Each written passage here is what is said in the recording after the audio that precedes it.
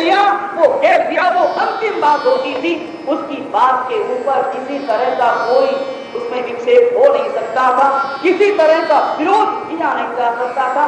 ऐसा समय था, ऐसा वातावरण था, और ऐसे समय में भी जैन संघ भयभीत तो बहुत बना, विचारशील तो बहुत बना, लेकिन सबसे पहला निर्णय लिया कि हम जाएं तो जाएं कहां। सारे जैन साधु विचार करने लगे, खंड का चक्रवर्ती का साम्राज्य कुछ छोटा तो होता नहीं, अब केवल जयपुर जितना हो और जयपुर का राजा बाहर कर दे तो हो सकता है भाई अजमेर चले जाएं, बाजू के गांव में चले जाएं, लेकिन खंड का वो चक्रवर्ती राजा, अब उसकी राज्य की सीमाएं तो कहां कहां तक है, और केवल 5 रोज का समय, जा करके भी हम कहां तक जा पाएंगे, कहां तक पहुंच पाएंगे। बड़ी विचित्र परिस्थिति पैदा हो गई। पहला निर्णय तो ये लिया कि हम चले जाएं चिंता नहीं, हमारे प्राण चले जाएं चिंता नहीं, लेकिन सबसे पहला तो हमारा निर्णय अटल रहेगा कि जैनत्व की भूमिका से हम जरा भी च्युत नहीं होंगे।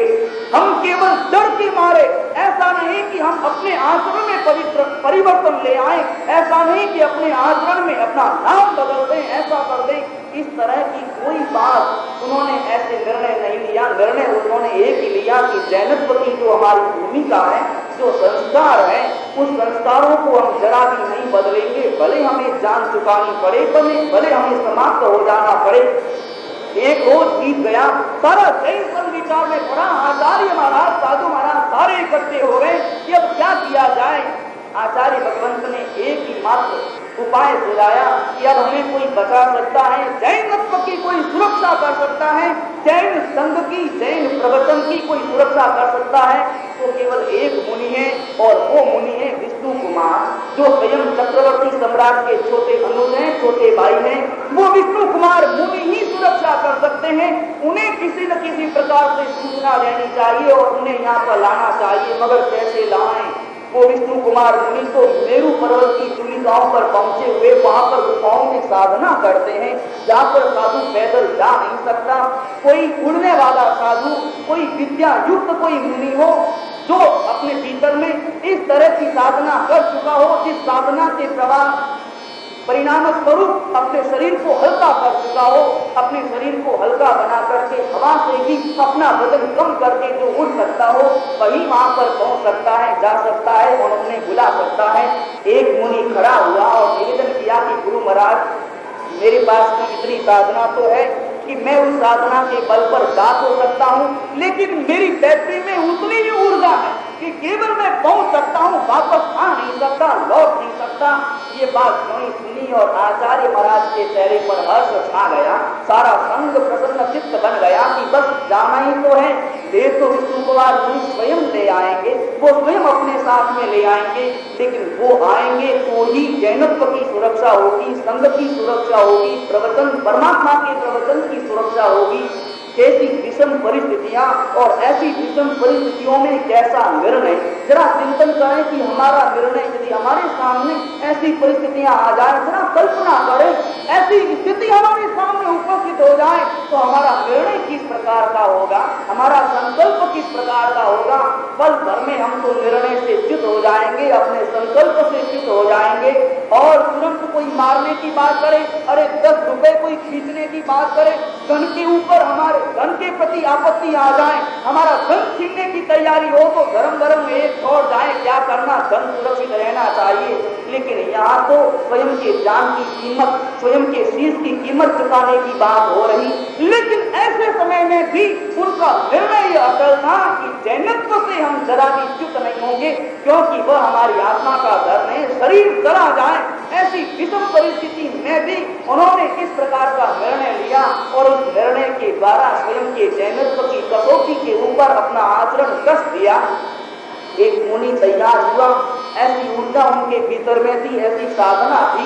ये साधना के द्वारा यदि आप साधना के क्षेत्र में प्रवेश करें तो हमारे भीतर में इन बातों पर जरा भी तर्क नहीं होगा कि मुनि कैसे उड़ सकते हैं, किस प्रकार से हो सकते हैं। हमारे भीतर की साधना केवल शरीर को इस ढंग से उसके भीतर में चक्र घुमाती है। कभी आपने देखा कि हवाई जहाज जो उड़ता है वो क्यों उड़ता है, कभी इसकी प्रक्रिया को देखा। हवाई जहाज इसलिए उड़ता है कि हवाई जहाज का जो व्यास है, उस व्यास में जितना वजन होना चाहिए उतने ही व्यास की जो हवा है, उस हवा में जितना वजन होना चाहिए, उस हवा से यदि उस हवाई जहाज के व्यास का वजन ज्यादा होगा तो हवाई जहाज नहीं उड़ पाएगा, और जो ही हवा के वजन से कम हो जाएगा उस हवाई जहाज का वजन तो ही उड़ने लगेगा। अब वजन कम ज्यादा कैसे होगा? वजन तो धातु में जितना है उतना ही रहेगा, लेकिन नहीं, जो पंखे घूमते हैं, जो मशीन घूमती है, घूमने के कारण से अपने आप किसी वस्तु में वजन कम हो जाता है। स्कूलों के अंदर जब हम खेला करते थे, मैं अपने बचपन की बात बताऊं, स्कूल के अंदर जब मैं पढ़ता था तो वहां पर कई तरह के खेल, कबड्डी वबड्डी ये सारे खेला करते थे।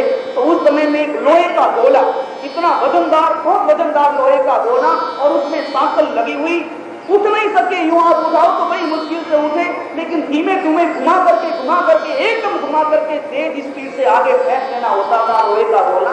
इस तरह का खेल चलता था। लोहे का गोला जो उठ नहीं सकता था, लेकिन वो एकदम से ज्यादा घूमता, इतना हल्का हो जाता कि आपको पता ही नहीं चलता, वजन का भी पता नहीं चलता।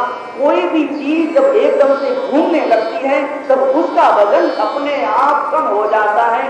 ये आप प्रैक्टिकल देख सकते हैं, अनुभव कर सकते हैं। जब हवाई जहाज में चक्र घूमने लगता है तो अपने आप हवा का जो वजन है उस वजन की अपेक्षा उसका वजन कम हो जाता है और आकाश में उड़ने लग जाता है। शरीर की वही स्थिति है, हमारे शरीर का जो वजन है वो हवा से ज्यादा है। अगर मान लो चक्र के द्वारा, साधना के द्वारा, तो बाह्य साधना हो चाहे भीतर की साधना हो, उस साधना के द्वारा शरीर के सारे चक्रों को गतिमान कर दिए जाएं, शरीर के जितने भी चक्र हैं हमारे भीतर में, उन सब चक्रों को गतिमान करने के बाद में शरीर का वजन कम कर दिया जाए तो आसानी से शरीर उड़ने लगता है। और ये जो विद्याकारक मुनि थे, उन मुनि ने इसी विद्या का उपयोग किया और आकाश में उड़ करके पहुंच गए मेरु पर्वत की चूलिकाओं में, जहां पर विष्णु कुमार मुनि साधना कर रहे थे। उन्हें वे भीतर में पहुंचे हुए थे, उनका मन आत्मा से युक्त था। उन्होंने अपने संबोधन के द्वारा, अपनी प्रार्थना के द्वारा उन मुनि को जागृत किया, और जागृत करने के बाद में सारी स्थिति बदलाई कि इस प्रकार की स्थिति है। मुनि विष्णु कुमार विचार में पड़ गए कि अब मैं वहां कैसे जाऊं, कैसे पहुंचूं, किस प्रकार की परिस्थितियां हैं। निर्णय किया कि मेरी साधना, निश्चित रूप से मैं साधु बना हूं साधना के लिए, लेकिन आज मेरा कर्तव्य भी कुछ कह रहा, मेरा कर्तव्य भी पुकार रहा। जब सारे जैन संत के ऊपर इस तरह की आपत्ति आई हुई हो, सारा जैन संत दुविधा में हो, सारे जैन साधुओं के ऊपर जब नंगी तलवार लटक रही हो, और उस समय में मेरा कर्तव्य क्या कहता है। ये विष्णु कुमार मुनि जो अपनी साधना के कारण अपने भीतर में अनेक तरह की सिद्धियों से वे युक्त थे, वे विष्णु कुमार मुनि उड़ करके तुरंत पहुंच गए वहां पर, और वहां जाने के बाद में राजसभा में पहुंचे। राजसभा में नमूजी बैठा हुआ था, वह बड़े आनंद में था, विचार कर रहा था कि बस अब मेरा आज तीसरा ही दिन है, अब ये जाने वाले हैं, सब निकाल दूंगा मैं, और जो नहीं निकलेंगे समाप्त कर दूंगा, खत्म कर दूंगा। और स्वयं के लक्ष्य को इस तरह से परिपूर्ण होते देख अपने मन में बड़ा प्रसन्न चित्त हो रहा था। मुनि विष्णु कुमार पहुंचे। नमू जी ने पहचान लिया कि ये तो हमारे सम्राट के छोटे भाई हैं। विष्णु कुमार ने कहा कि देखो, तुमने सारे जैन साधुओं को तो देश निकाले की सजा दे दी, अन्यथा नहीं निकलेंगे तो खत्म करने का दंड उन्हें दे दिया, लेकिन मैं तो सम्राट का छोटा भाई हूँ, भाई मुझे तो तुम जरा बख्शो, मुझे तो कुछ दो। नमू जी ने कहा कि हाँ, तुम तो हमारे सम्राट के छोटे भाई हो, इसलिए तुम्हें मैं जरूर माफ कर सकता हूँ, लेकिन तुम्हें मैं उतनी ही जमीन दूंगा जितनी जमीन पर तुम सो सकते हो, बस इससे ज्यादा तुम्हें भी जमीन नहीं दूंगा। तुम्हें भी मैं केवल 3.5 कदम जमीन दूंगा, इससे ज्यादा नहीं तुम रह सकते हो, ये मेरी उदारता समझो। मुनि विष्णु कुमार ने क्यों ये सुना कि 3.5 कदम जमीन देने को तैयार है। मुनि विष्णु कुमार जो सिद्धियों के स्वामी थे, उसी समय उन्होंने अपना स्वरूप फैलाया, अपने पुद्गलों का विस्तार किया। वे पुद्गल जो उनकी इच्छा के अधीन थे, सिद्धियों के अधीन थे, उन पुद्गलों का एकदम विस्तार किया, और विस्तार करके वही 3 कदम में तो 3 लोक मापे। अब आधा कदम कहाँ रखे, आधा कदम नमूची के ऊपर वह पांव रखा, और नमूची वहीं पर वो नरकवासी बना। यह वार्ता अपने जैन आगम के अंदर आती है कि मुनि विष्णु कुमार ने उस रोज जैनत्व की सुरक्षा की, जैन संघ की सुरक्षा की, जैन आचार्य, जैन प्रवचन और जैन साधुओं की सुरक्षा की।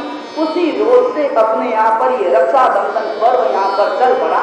जरा चिंतन करें कि रक्षाबंधन पर यूं तो हम हमेशा रात्र पूजा जब भगवान की करते हैं तो उस समय में गाते हैं बरला करी बिन पानी बांधी दिए इम आशीष, इस प्रकार की उस वक्त में अपन उच्चारण भी करते हैं। परमात्मा के भी हम राखड़ी बांधते हैं, धागा बांधते हैं। ध्यान रहे, यह निश्चित रूप से एक सामाजिक पर्व है, एक लौकिक पर्व है, लेकिन इस सामाजिक पर्व की पृष्ठभूमि में हमारे भीतर की एक मधुर भावनाओं का संगम है।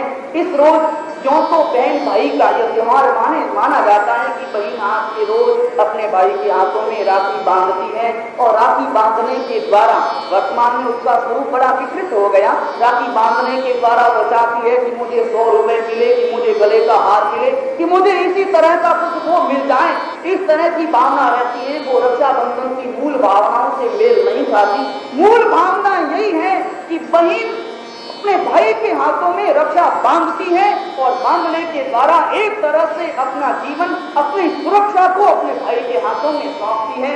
वो चाहती है, संकल्प करती है, प्रार्थना करती है कि भाई तुम मजबूत हो, तुम वीर हो, मेरी सुरक्षा का दायित्व तुम्हारे ऊपर है। ये प्रकारे मेरी सुरक्षा करना, मेरे शील की सुरक्षा करना, मेरे सतीत्व की सुरक्षा करना, ये तुम्हारा कर्तव्य है। वर्तमान में इसका स्वरूप जरा बदल गया, लेकिन वर्तमान में भी मैंने गत वर्ष एक बिल्कुल सत्य घटना देखी, आंखों से देखी, पढ़ी। एक बहन अपने भाई के पास में गई और अपने भाई को उसने राखी वगैरह बांधी। उस रोज अच्छा भोजन वगैरह किया गया, बहन आई थी तो उस रोज उन्हें अच्छा भोजन करवाया गया। बहन ने देखा वो जैनत्व के संस्कारों से युक्त थी।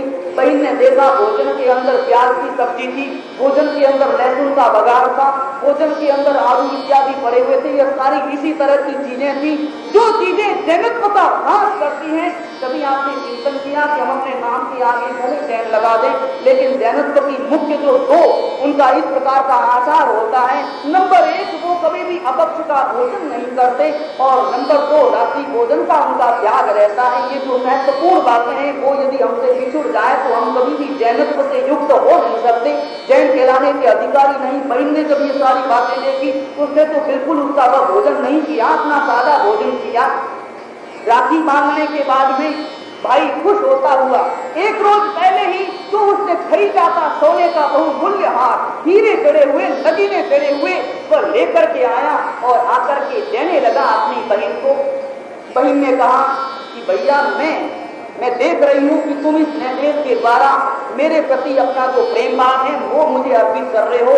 आज तुम मुझे ये दे रहे हो, लेकिन आज मैं ये नहीं चाहती। तुम वास्तव में मेरे भैया हो और मुझे कुछ देना ही चाहते हो, तो मैं जो मांगू वह मुझे दो।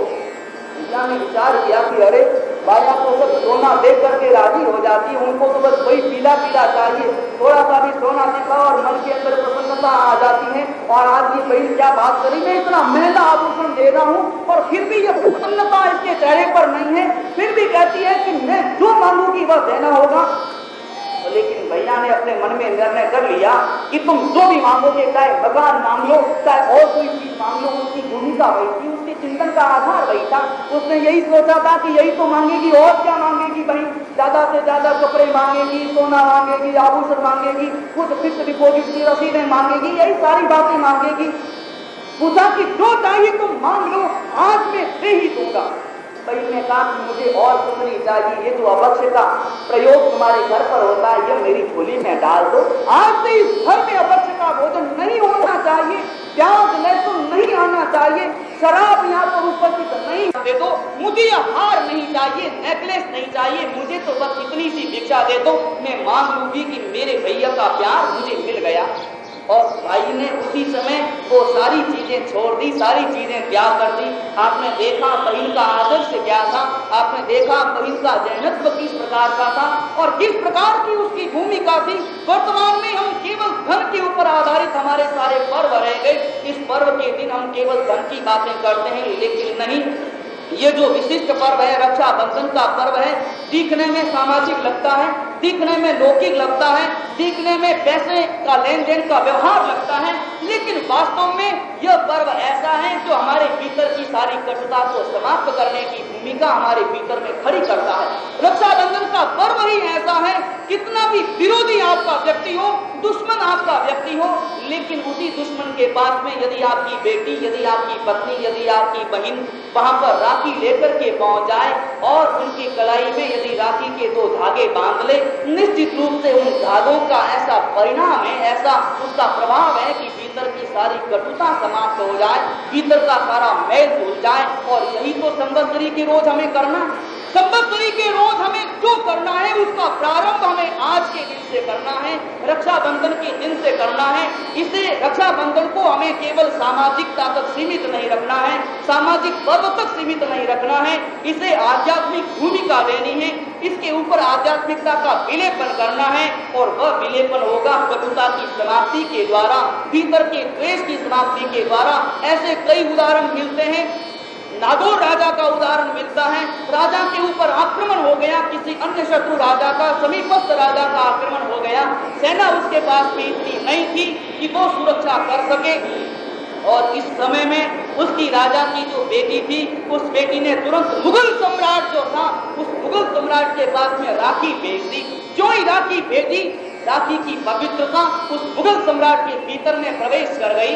उसने विचार किया कि जिसने राखी मुझे भेजी वो मेरी बहन हो गई, और बहन की सुरक्षा करना, बहन के राज्य की सुरक्षा करना, उसके सतीत्व की सुरक्षा करना मेरा परम उत्तरदायित्व बनता है। मैं जान की कीमत पर भी अपने बहन की सुरक्षा करूंगा। और वह मुगल सम्राट देखा नहीं जिस बहन को, कोई परिचय नहीं जिसके साथ, केवल 2 धागे भेजे गए, और उन 2 धागों को ग्रहण करके, देख करके उसके भीतर में बहन के प्रति एक निश्चल प्रेम की धारा बह उठी, और वह अपनी सेना लेकर के उस राजा की सुरक्षा के लिए दौड़ा आया, शत्रु राजा को परास्त किया। कि आज का पर्व इस तरह का पर्व है जो बहन को सुरक्षा देता है, उसके सतीत्व को सुरक्षा देता है, और साथ साथ भीतर की सारी कटुता को समाप्त करता है। आज के दिन से 18 दिन शेष बचे हैं संवत्सरी के, और उस रोज की तैयारी हमें आज से ही करनी है।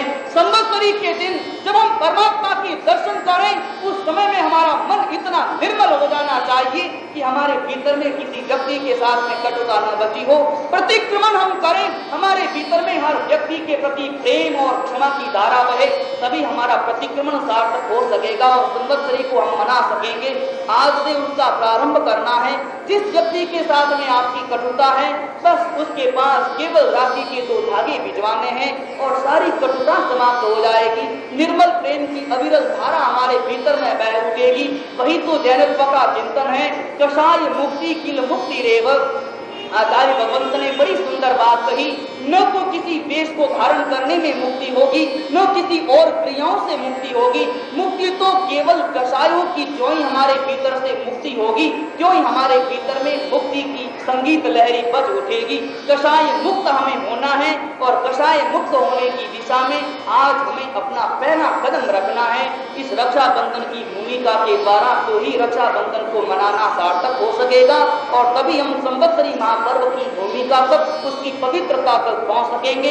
रक्षाबंधन को केवल लौकिक पर्व न रहने दें। केवल राखी बांधी, भले वो कीमती हो, 20-20 रुपए की, 50-50 रुपए की राखी बांधी, बदले में 100-200 रुपए लिए और इतिश्री हो गई, बाद में सब बातें भूल भुला गए। नहीं, हमने इन दागों की कीमत बहुत कम आंकी है। इन दागों की कीमत रुपयों में नहीं, दागों की कीमत सोने और चांदी में नहीं, इन दागों की कीमत तो भीतर की पवित्र धारा में है, कटुता की समाप्ति में है। और उसी मूल्य को हमें जानना है, समझना है, तो ये राखी के धागे हमारे भीतर में क्षमा की धारा बहा सकेंगे।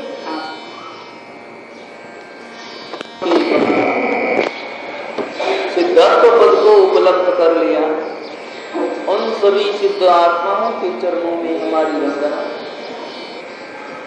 परम उपकारी चिदाता गुरुदेव के चरणों में हमारी वंदना। परम पूज्य गुरुदेव प्रज्ञा पुरुष आचार्य भगवत श्रीमद् कांति सागर सुरेश्वर जी महाराज साहब के चरणों में हमारी वंदना।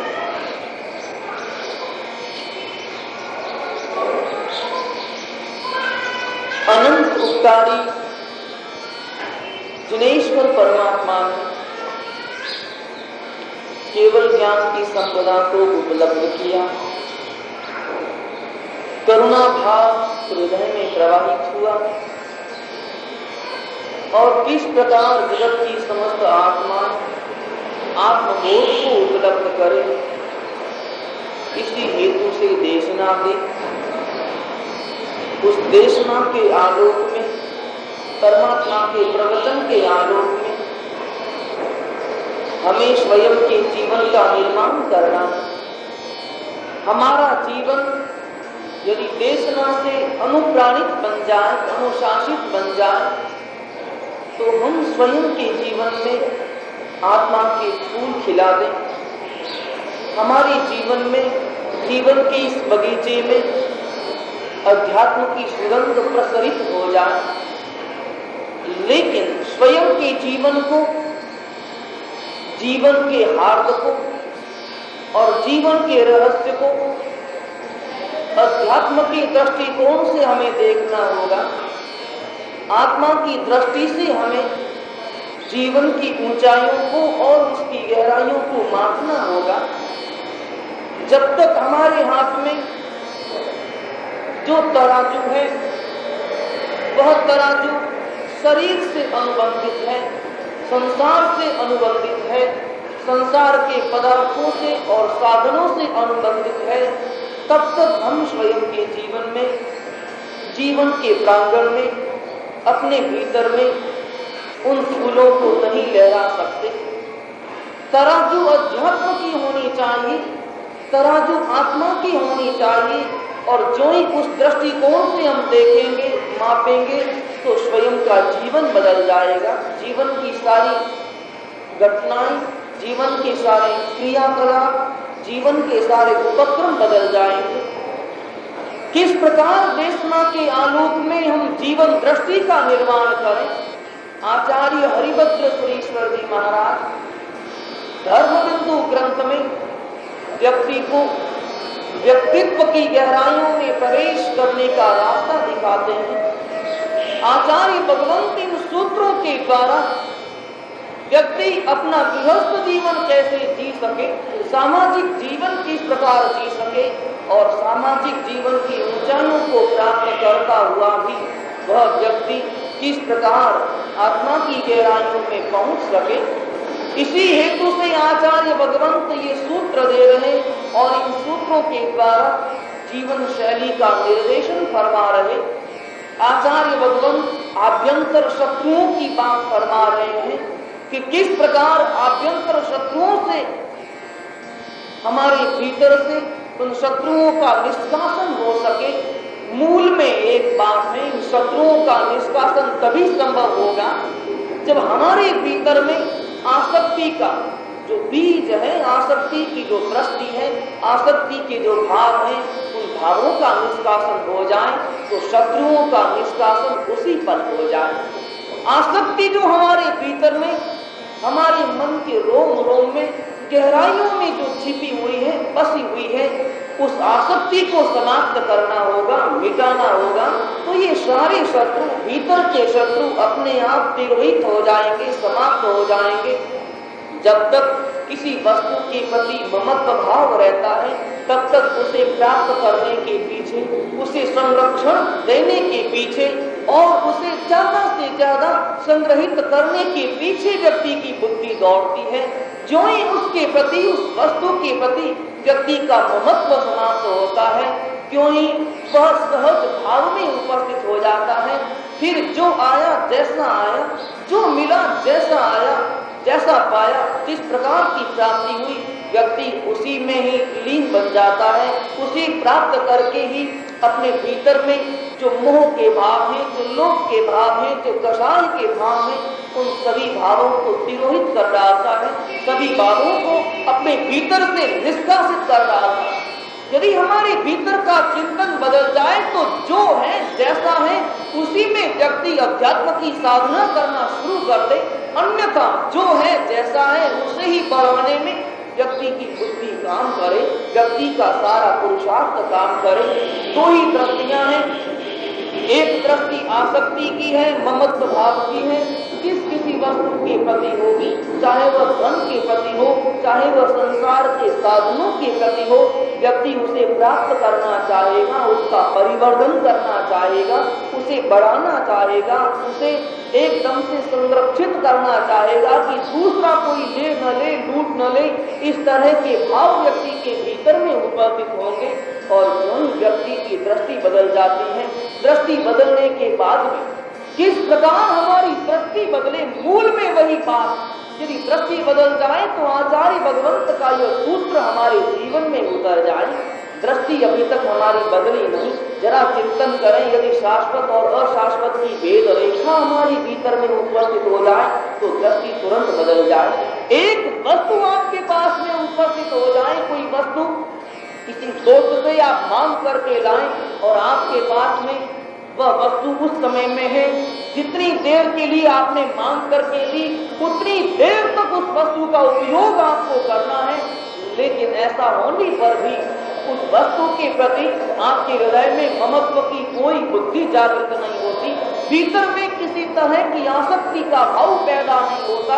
विचार करते हैं कि मैं तो बस इस वस्तु को घंटे 2 घंटे तक रख सकता हूँ, 1 दिन 2 दिन तक रख सकता हूँ, इसके बाद में तो मुझे इस वस्तु को लौटा देना है, मुझे इस वस्तु को वापस कर देना है, क्योंकि इस वस्तु का मालिक मैं नहीं, इस वस्तु का मालिक कोई दूसरा है। जो यह चिंतन हृदय के भीतर में उपस्थित होता है, क्यों ही हमारा चिंतन बदल जाता है। उस वस्तु की सुरक्षा भी करेंगे, उस वस्तु का उपयोग भी करेंगे, लेकिन हृदय में ममत्व भाव नहीं होगा, हृदय में आसक्ति का कोई चिंतन प्रवाह नहीं होगा। भीतर में यही विचारधारा रहेगी कि यह वस्तु दूसरे की है। हर पल यह विचार हृदय में चोट करती रहेगी कि यह वस्तु दूसरे की है और मुझे लौटा देनी है, इस वस्तु पर मेरा कोई आधिपत्य नहीं। जितनी देर के लिए मुझे यह वस्तु मिली है बस उतनी ही देर मुझे अपने पास में इसे रखना है। मैं इसका मालिक हूँ थोड़ी देर का, मेरे पास में यह वस्तु है थोड़ी देर के लिए, यह अशाश्वत चीज है जो हमारे पास से चली जाने वाली है। अगर हमारा यही चिंतन इस शरीर के प्रति हो जाए, यही हमारा चिंतन इस संसार के प्रति बन जाए, तो यही संसार हमारे लिए संयम का पुरुषार्थ का उपाय खड़ा कर दे। यही संसार हमारे भीतर के चिन्मय को जगाने के सारे पुरुषार्थ प्रारंभ कर दे, सारा निमित्त यह संसार बन जाए। लेकिन चिंतन हमारा इस प्रकार का होना चाहिए।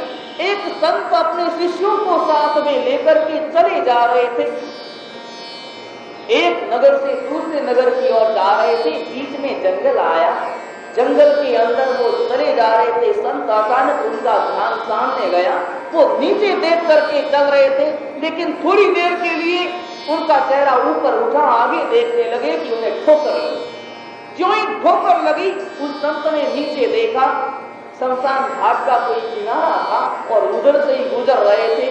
नीचे देखा तो किसी पत्थर से उन्हें ठोकर नहीं लगी थी, बल्कि एक मनुष्य की खोपड़ी थी और उस खोपड़ी से ठोकर लगी थी।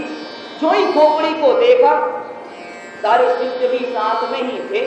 जो ही वे संत वे गुरु महाराज रुक गए थे तो सारे उनके संत वगैरह वो भी रुक गए थे, सारे ऋषि भी वहीं खड़े हो गए थे। उस संत ने उस खोपड़ी को उठाया, उठा करके ऊपर हाथ में रखा, अपने सिर पर लगाया और लगाने के बाद में कहा कि भाई मेरी बड़ी भूल हुई, बड़ी गलती हुई, मैं आपसे क्षमा याचना करता हूँ कि मेरे पांव आपसे लगे। सारे अन्य जो उनके शिष्य वगैरह थे वो बड़े विचार में पड़े, उनके भीतर में बड़ी इस प्रकार की विचारधारा प्रवाहित होगी कि ये गुरु महाराज कर क्या रहे हैं। अरे किसी प्राणी से ठोकर नहीं लगी, व्यक्ति से ठोकर लग जाए तो क्षमा याचना मांगना एक व्यावहारिक शिष्टाचार है, होना ही चाहिए ऐसा। गलती हो जाए तो उसी समय प्रायश्चित कर ही लेना चाहिए क्षमा याचना के द्वारा, ताकि वही सारा खाता क्लियर हो जाए, कंप्लीट हो जाए, आगे न बढ़े। लेकिन संतों ने जब देखा कि यह हमारे गुरु महाराज एक खोपड़ी जो बिल्कुल मृत व्यक्ति की खोपड़ी है और उस खोपड़ी से हड्डियों की पुंज से उससे ये क्षमा याचना मांग रहे, हाथ जोड़ रहे, सिर से लगा रहे, आंखों में से आंसुओं की धारा बहा रहे, बड़े विचार में पड़े, चिंतन में पड़े। लेकिन गुरु महाराज के सामने एकाएक बोलने की हिम्मत नहीं हुई। गुरु महाराज ने उस खोपड़ी को किनारे पर जाकर के रखा और आगे बढ़ने लगे। शिष्य साहस करने लगे कि जरा हम पूछें तो सही कि यह किस कारण से आपने किया। अरे खोपड़ी को ठोकर लगी तो आपको आपके पांव में चोट आई। अरे अगर मांगना ही है किसी से क्षमा याचना तो उस खोपड़ी को मांगनी चाहिए आपसे क्षमा याचना, लेकिन आप क्षमा याचना मांगे, ये बात समझ में नहीं आई। कोई आवश्यकता नहीं थी, चले जाते आगे बढ़ जाते। व्यर्थ में 5-7 मिनट आपने यहाँ पर खराब किए और हमारे भीतर में पता नहीं किस प्रकार का चिंतन चला कि आपके दिमाग में किसी तरह की खराबी आ गई या और कोई इसका विशिष्ट उद्देश्य है। दो ही कारण हो सकते हैं, या तो फिर आपने ना समझी में यह कार्य किया है और या फिर अति समझपूर्वक यह कार्य किया है। बीच का कोई यहाँ पर स्टैंड नहीं, बीच का और कोई विकल्प उपस्थित नहीं। साधु संत आगे बड़े साहस करने के बाद गुरु महाराज से पूछ ही लिया कि गुरु महाराज जरा हमें कारण समझाएं कि खोपड़ी को ठोकर लगी और आपने क्षमा याचना क्यों मांगी, किस कारण से मांगी। किसी जीवात्मा से ठोकर लगती, कोई व्यक्ति होता, कोई अन्य जीव भी होता, चलो अबोल कोई जीव होता, तिर्यंत योनि का कोई जीव होता और तब भी आप क्षमा याचना मांगते तो बात समझ में आ सकती थी भाई वो जीवात्मा है। लेकिन वह तो खोपड़ी थी, जड़ खोपड़ी थी। अब उसमें से आत्मा को कभी की निकल चुकी थी, यूं ही खोपड़ी इधर से उधर रगड़ रही थी और आपने उससे क्षमा याचना किस कारण से मांगी। गुरु महाराज ने अपने भीतर में अपनी आंखों को उंडेला, अपनी आंखों को भीतर की ओर देखा और देखने के बाद आंखें खोली और अमृत बरसाते हुए उत्तर दिया कि अरे यही दशा तो मेरी होने वाली है। मैं यही सोच करके चलता हूँ, यही चिंतन करके आगे बढ़ता हूँ। मैंने जब उस खोपड़ी को देखा, उस खोपड़ी से जब मेरी ठोकर लगी तो मैंने अनुभव किया कि अरे आज नहीं तो कल मेरी यही दशा होने वाली है। मेरी खोपड़ी, जैसे आज सब लोग सिर झुकाते हैं, हाथ जोड़ते हैं, मेरी खोपड़ी की दशा भी यही होने वाली है। जब मेरे भीतर से आत्मा निकल जाएगी, मेरे भीतर से आत्मा जब अन्य गति के लिए प्रस्थान कर जाएगी, तब मेरी खोपड़ी की दशा भी इसी तरह की बन जाएगी। मैं जरा चिंतन करता हूँ कि आज मुझसे किसी अन्य खोपड़ी के ठोकर लगी तो चलो मैं आया तो क्षमा याचना तो मांग ली, मगर मेरी खोपड़ी का तो पता नहीं क्या हाल होगा कि तुम्हारे जैसे निकलेंगे, तुम्हारे जैसे संतों की ठोकर भी लगेगी तो कोई क्षमा याचना मांगने के लिए भी रुकने वाला नहीं, ठोकर मार करके आगे बढ़ जाएगा, इधर फेंक करके आगे बढ़ जाएगा। मैंने चिंतन किया कि मेरी दशा भी यही होने वाली है तो कम से कम मैं क्षमा याचना तो कर लूं। मेरी खोपड़ी को तो कोई क्षमा याचना करने वाला ही नहीं मिलेगा, कोई मांगने वाला ही नहीं मिलेगा, आगे ही बढ़ जाएगा। व्यक्ति को जब स्वयं की इस प्रकार की अशाश्वत दशा का भान होता है तो व्यक्ति का सारा चिंतन बदल जाता है, चिंतन की सारी प्रक्रिया बदल जाती है और जो ही चिंतन की प्रक्रिया बदली, जो ही भीतर से आसक्ति के सारे भाव समाप्त हो जाते हैं, सारे परिणाम समाप्त हो जाते हैं। कभी आपने चिंतन किया कि हमारी जिन तत्वों के प्रति, जिन वस्तुओं के प्रति आसक्ति है, उनका भी हमारे प्रति कोई भाव है, उनके हृदय में भी हमारे प्रति कोई तत्व है, कोई बात है। संतों ने जब सुना कि एक महाराजा जनक को बड़े इस प्रकार के माने जाते हैं, जनक राजा की बड़ी प्रसिद्धि थी पूरे समाज में उस समय में कि वो जने विदेही के रूप में प्रसिद्ध थे, देह में होने पर भी वो विदेही कहलाते थे। संत ने विचार किया कि गुरु महाराज व्यर्थ एक राजा है, एक सम्राट है तो उसकी बड़ाई भांस दिया करते हैं, बड़े लोगों की प्रशंसा करने की आदत होती है संतों की। वो धनपति है, वो सम्राट है, वो सत्ताधीश है तो लोग स्वाभाविक रूप से उनकी प्रशंसा करेंगे। लेकिन ऐसा कभी संभव है कि जो राजमहल में रहता हो, जो अपने परिवार के साथ में रहता हो, जो राग रंग में डूबा हो और इस प्रकार का व्यक्ति वो विदेही बन जाए? अरे संत बाहर निकल जाए, गुफाओं में पहुंच जाए, हिमालय की गुफाओं में पहुंच करके साधना करे, तब भी उनके भीतर में विदेहत्व के भाव आने असंभव प्रतीत होते हैं, तब भी उनका मन संसार में रमण करता फिरता है। और ये तो राजमहल में रहते हैं, ये तो उसी दशा में रहते हैं, उसी राग रंग और उसी प्रकार के नृत्य संगीत में डूबे रहते हैं, अपने परिवार के साथ में रहते हैं, स्त्रियों की संपदा के साथ रहते हैं और फिर भी ये विदेही कहलाते हैं। बात समझ में नहीं आई। गुरु महाराज से अपनी शंका को पूछ ही लिया, समस्या को गुरु महाराज के आगे रखा। उन्होंने कहा कि ये तुम्हारी शंका बिल्कुल उचित है, लेकिन तुम स्वयं जाकर के देख लो, तुम स्वयं उनके मेहमान बनो, उनके आचरण तुम देखोगे, उनकी भाषा तुम देखोगे तो तुम्हें तुम्हें पता चल जाएगा कि उनका आचरण किस प्रकार का है। और ये जो मैं बात कहता हूँ उनके विदेह होने की, वो वास्तव में है या नहीं तुम्हें पता चल जाएगा। वो वहां से रवाना हुआ, शिष्य रवाना हुआ और महल के अंदर पहुंचा। महल के अंदर जाने के बाद में विदेह का सारा ये रात पास सारा ये सारी बातें देखी। उस संत के पास में तो अपना कोई सामान था नहीं, एक दो लंगोटी के कपड़े होंगे, एक तो इधर उधर के पात्र वगैरह होंगे, बस इससे ज्यादा संत के पास में और साधु के पास में कोई सामान वगैरह था नहीं। जनक सम्राट ने एक महल या एक कमरा उसे रहने के लिए दे दिया गया। जनक समझ गए कि यह किस हेतु से आया हुआ है। दूसरी रोज सुबह का समय था और तालाब पास ही में तालाब था, उसी में नहा रहे थे जनक भी और साथ साथ में वो संत भी, दोनों नहा रहे थे। अचानक उस संत ने देखा कि सम्राट के महल में आग लगी है एक कोने में, और उस दिशा में आग लगी है जिस खंड में वो स्वयं रुका था, स्वयं रहा था।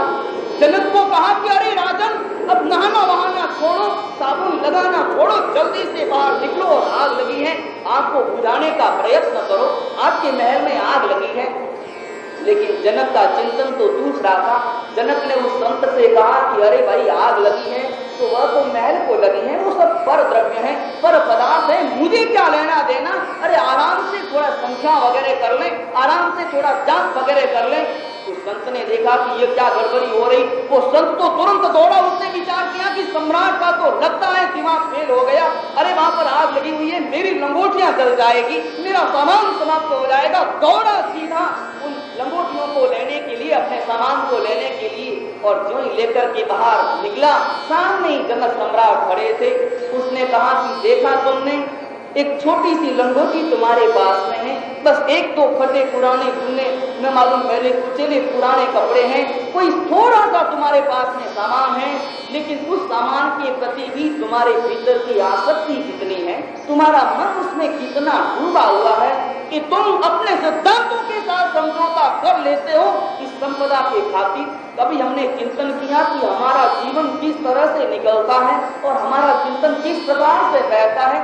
हम समझौता करते हैं, जिसके लिए समझौता करते हैं वो चीज महत्वपूर्ण होती है, और जिसके साथ समझौता करते हैं हम तुरंत उसे नीचे गिरा देते हैं। हम सिद्धांतों का समझौता करते हैं संसार के लिए, शरीर के लिए। तो संत ने यही तो किया।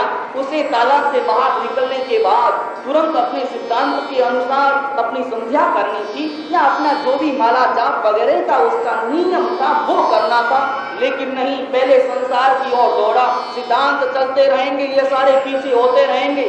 सिद्धांतों के साथ में व्यक्ति समझौता करता है संसार के लिए, सिद्धांतों के लिए संसार के साथ समझौता नहीं करता। यदि व्यक्ति का चिंतन बदल जाए तो सिद्धांतों की सुरक्षा के लिए, सिद्धांतों के प्रति स्वयं के दृढ़ भावों के निर्णय लेने के साथ साथ वह संसार के साथ समझौता करता है। संसार में कुछ इधर उधर हो जाए तो चलेगा, हमारा जीवन किस प्रकार का है। हम समझौता के छोटे छोटे पहलुओं पर करते हैं। व्याख्यान के लिए रवाना हुए हो और दोपहर का समय हो, मान लो चर्चा के लिए आना हो, विचार किया कि चलो आज यहाँ पर पहुंच जाए और थोड़ी देर चर्चा करके आ जाएं। दुकान खाली थी, कोई ग्राहक वगैरह था नहीं, विचार किया 10 मिनट में आ जाएंगे। भीतर में विचार था कि मुझे चर्चा करने जाना है, कि मुझे पूजा में जाना है, और इतनी देर में ग्राहक कोई आ जाए।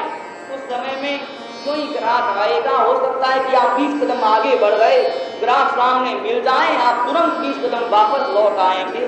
वो व्यक्ति कहता है कि सेठ जी मुझे सौदा खरीदना है और आप कहाँ जा रहे हैं। विचार करते हैं कि इनको तो पहले निपटा दें, मंदिर पूजा बाद में होता रहेगा, प्रवचन स्वाध्याय वगैरह होता रहेगा, पहले यहाँ पर निपटा दें। ध्यान रहे, हमने प्रवचन के लिए संसार के साथ समझौता नहीं किया, लेकिन संसार के लिए प्रवचन के साथ समझौता कर दिया।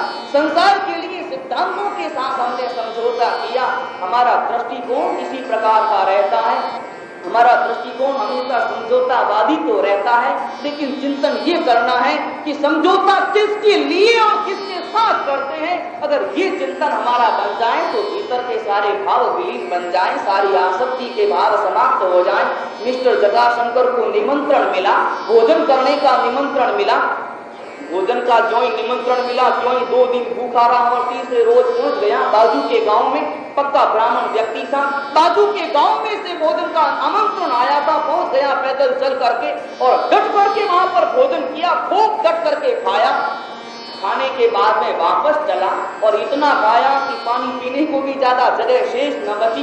वापस रवाना हुआ अपने गांव की ओर आने के लिए। जो ही गांव की ओर रवाना हुआ, 3-4 कोस दूर गांव था, 1-2 कोस चला होगा, इधर तो खूब खाया हुआ और फिर ऊपर से लगी प्यास। दाल रोटा जमा करके खाया था, एकदम खूब सारे खाया था, तो प्यास तो उसे लगनी ही थी। 1-2 कोस चला होगा, फिर गर्मी के दिन दोपहर का समय और उस समय में फिर वो थकान, परिश्रम, पसीना पसीना सारा शरीर हो रहा, उसे पानी चाहिए। आसपास चारों ओर देखा, खेलते खेलते कहीं पर भी पानी की उपलब्धि उसे नजर नहीं आ रही थी। चलता गया, पानी के मारे कंठ का बुरा हाल था, उसके शरीर का बुरा हाल था, उसके मन का बुरा हाल था। चारों ओर उसे पानी ही पानी नजर आ रहा था कि कहीं पानी मिल जाए और अपनी प्यास बुझाऊं ताकि मैं अपने गांव तक पहुंच सकूं। आगे बढ़ा ही था कि देखा कि सामने एक पेड़ है खेजड़ी का और उसके नीचे एक मटका पड़ा है। अब मिट्टी का मटका तो लगा कि पानी तो ठंडा ही होगा। वो दौड़ पड़ा उस दिशा में कि वो मटका जो ही देखा, ऊपर एक पात्र भी रखा हुआ था, कोई गिलास वगैरह भी रखी हुई थी। जल्दी से दौड़ पड़ा कि अपने पानी से पानी को पी करके अपने कंठ की प्यास को बुझा सकूं और भीतर में तृप्ति का आनंद ले सकूं। वह दौड़ पड़ा और जो ही पात्र गिलास हाथ में ली, ढक्कन को हटाया, क्यों ही एक बाई दूर खड़ी थी, थोड़ी दूर खड़ी थी। उसने देख लिया कि कोई ब्राह्मण महाराज आए, चोटी वगैरह बिल्कुल सामने नजर आ रही थी, त्रिपुंड नजर आ रहा था, रुद्राक्ष की माला नजर आ रही थी कि ये ब्राह्मण महाराज हैं। वो बाई दूर से चिल्लाई। असल में वो जो घड़ा था, ये छुआछूत का जमाना था और वो घड़ा था ब्राह्मण का। बांबन, बांबी कहते हैं मारवाड़ के अंदर, वो बांबी थी और बांबन का वो घड़ा था। वो भाई जोर से चिल्लाई, महाराज साईं करो आप, ये बांबन का घड़ा है, बांबन का। ब्राह्मण ने सुन लिया, जटाशंकर ने सुन लिया कि यह घड़ा तो बांबन का है, मुझे पीना तो नहीं चाहिए, भाई मेरे सिद्धांत तो यही कहते हैं, मेरी परंपरा तो यही कहती है, लेकिन गले में प्यास लगी हुई जोरदार। अब एक तरफ सामने ठंडा पानी पड़ा हो और प्यास भयंकर लगी हुई हो, प्यास के मारे प्राण एकदम से अस्त व्यस्त हो रहे हो, बाहर निकल रहे हो, तितर बितर हो रहे हो। जटाशंकर ने तुरंत समझौता कर लिया, तुरंत वो चिल्लाया कि अच्छा ब्राह्मण है भाई। वो तो कह रही कि ब्राह्मण हूं मैं, और वो जोर से बोला तू ब्राह्मण है, मुझे मालूम है तू ब्राह्मण है, मुझे ब्राह्मण ही चाहिए। झटपट दाना गिलास से कहीं ऐसा न हो पास में आ जाए और जोर से मेरे कान में चिल्लाए, कोई अन्य व्यक्ति सुन ले। जल्दी से घड़े में डाली गिलास और तुरंत पानी पी लिया। 4-5 गिलास, 7-8 गिलास पानी पी लिया, एकदम तृप्ति से मन भर गया। तो बाई पास में आ गई। उस बाई ने कहा कि महाराज आपने ये क्या कर दिया, मैं पूरे गांव में जाकर के कह दूंगी कि ब्राह्मण के घड़े से आपने पानी पी लिया। उसने कहा कि क्या तुम ब्राह्मण हो? अरे तभी तो मैंने देखा कि पानी गर्म था, ठंडा था ही नहीं, अब मुझे पता चला, इसी कारण तो पानी गर्म था। ध्यान रहे, व्यक्ति समझौता करता है। वो कह रही है ब्राह्मण, सुन लिया उसने, मगर फिर भी प्यास जोरदार थी, प्यास को बुझानी थी और इसके लिए देख लिया, जान लिया, सुनते हुए भी अपने मन को समझा लिया कि ये ब्राह्मण नहीं बल्कि ब्राह्मण ही कह रही है, मुझे ब्राह्मण ही चाहिए। व्यक्ति इसी तरह से समझौते करता है। कभी आपने चिंतन किया कि हमारे जो सिद्धांत हैं उन सिद्धांतों का समझौता हम संसार के लिए करते हैं। यदि संसार के साथ में सिद्धांतों के लिए हमारा समझौता बन जाए, अगर हमारा ये चिंतन बदल जाए तो हमारे भीतर से सारी आसक्ति का निष्कासन हो जाए, हमारे भीतर में वही भाव उभर आए जो विदेही के भाव हैं। जनक ने कहा, देखा तुमने संसार किसे कहते हैं, देखा तुमने आसक्ति किसे कहते हैं, तुमने यह आसक्ति का स्वरूप देखा। छोटी सी लंगोटी जिसका कोई विशेष मूल्य नहीं, लेकिन उसे बचाने के लिए तुम दौड़ पड़े, अपना भान भी भूल गए, अपना परिचय भी भूल गए, स्वयं के अस्तित्व को भी अपने विचारों के द्वारा विलीन कर दिया और तुरंत दौड़ पड़े इसे बचाने के लिए। वह संत तुरंत अपने गुरु महाराज के पास में गया और जाकर के क्षमा याचना मांगी। जैसा कहा था बिल्कुल वो वैसे ही है। उनके भीतर में निश्चित रूप से वो संसार में है, निश्चित रूप से वो राजमहल में है, निश्चित रूप से वो संपदाओं के ढेर के बीच में बैठे हैं, निश्चित रूप से आसक्ति के सारे कारणों के बीच में वो खड़े हैं। ऐसा होने पर भी उनके मन में न तो राजमहल है, उनके मन में न तो संसार है, न संपदाएं हैं और न आसक्ति है। इसी इसी कारण से वो विनयी कहलाते हैं। हमारा चिंतन बदल जाए, आसक्ति हम किसके साथ करें, किस प्रकार से कर रहे हैं, यदि शाश्वत और अशाश्वत का भेदभाव हमारे भीतर में उपस्थित हो जाए तो आसक्ति का आधार खिसक जाए, आसक्ति का आधार तुरंत मिल जाए। आसक्ति को हमेशा आधार चाहिए, ममत्व का आधार चाहिए। हम मानेंगे कि जो चीज हमारी है उसी के प्रति हमारी आसक्ति हो जाएगी। जो पुलिस वाले चले जा रहे थे, पुलिस के सिपाही थे और आगे बढ़े जा रहे थे, आगे जाकर के देखा कि ये कुत्ते को मार रहा था। कुत्ते का छोटा सा पिल्ला वगैरह था, छोटा कुत्ता था, और एक व्यक्ति गुस्से में आकर के उसे पीट रहा था। आसपास 20-25 व्यक्ति खड़े हो गए थे, उसे पीटता ही जा रहा था, बार बार पीटता जा रहा था। जो ही पुलिसमैन वहां पर आगे बढ़ा, डंडा तो हाथ में था ही। दूसरे पुलिसमैन ने इस पुलिसमैन को कहा कि अरे हवलदार साहब, लगता है इस कुत्ते को मैंने कहीं देखा है, ये कुत्ते को व्यक्ति मार रहा है, वास्तव में ये कुत्ता अपने एसपी साहब का है, उन्हीं का ये कुत्ता है, लगता है घूमता भटकता यहाँ पर आन पहुंचा है और इसे ये मार रहा है। क्या कहा? एसपी साहब का कुत्ता है। तो हवलदार तुरंत दौड़ पड़ा और दौड़ करके उस व्यक्ति को पकड़ा, पकड़ करके एक कांटा लगाया कि अरे किस कुत्ते को तुम मार रहे हो। उस कुत्ते को तुरंत ऊपर उठाया, उसका दुलार करने लगा, लाड करने लगा। मालूम हो गया कि एसपी साहब का कुत्ता है, अपने साहब का कुत्ता है। विचार करने लगा कि मैं जाऊंगा, उन्हें सौंपूंगा और बताऊंगा कि किस तरह से मैंने इसे बचाया है, तो निश्चित रूप से मेरे ऊपर वो बड़े राजी बन जाएंगे और मुझे तरक्की वगैरह दे देंगे, मेरी तनख्वाह बढ़ा देंगे, ऐसा कर देंगे, वैसा कर देंगे। उस कुत्ते को तो दुलार रहा था, उस व्यक्ति को डांट रहा था जो व्यक्ति मार रहा था। इतने में उस सिपाही ने कहा कि हवलदार साहब, मुझे बड़ी शंका हो रही, ये कुत्ता लगता तो एसपी साहब का ही है, लेकिन इसके यहाँ पर सफेद दाग है, और जबकि एसपी साहब के कुत्ते के सफेद दाग नहीं था, ये कुत्ता वास्तव में एसपी साहब का नहीं है। क्या कहा? नहीं है। तुरंत उस कुत्ते के पिल्ले को नीचे फेंक दिया, पटक दिया और उस व्यक्ति को कहा कि अरे जितना मारना हो उतना मार डालो, ये कुत्ता एसपी साहब का नहीं। इतने में उस सिपाही ने फिर कान के अंदर कहा कि भाई मैं क्या करूं, हो न हो, बार बार मेरे भीतर में शंकाएं हो रही है, वास्तव में कुत्ता तो एसपी साहब का ही लग रहा है। तुरंत वही भाग उमड़ आए, उसे वापस उठाया, दुलार किया। हमारी दशा बिल्कुल ऐसी ही है। जिन वस्तुओं के प्रति हमारा ममत्व भाव होता है, तुरंत हमारे भीतर में उसी के प्रति आसक्ति के भाव उपस्थित हो जाते हैं, और जो ही हमारे